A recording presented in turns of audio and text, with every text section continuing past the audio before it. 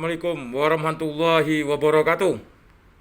Saya Kapo Tipuso Ultras Palembang dengan ini mengucapkan banyak terima kasih kepada manajemen Sriwijaya FC, terkhusus kepada Bapak Henry Zainuddin yang akan memanggil dan berdialog kepada kami tiga supporter untuk membicarakan masalah perkembangan liga di musim ini.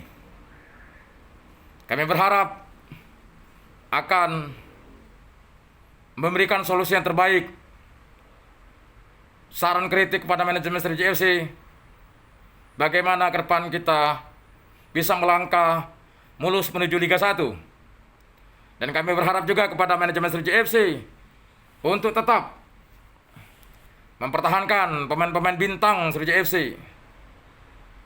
Dan semoga PSSI juga memberikan toleransi untuk menjalankan Liga 1 dan Liga 2 sesuai dengan protokol kesehatan, walau tanpa penonton.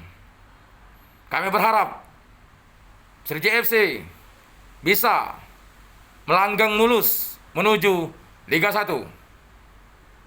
Kami tunggu undangan dari manajemen Sriwijaya FC untuk berdialog kepada kami tiga supporter, dan kami siap mensupport Sriwijaya FC sampai kapanpun.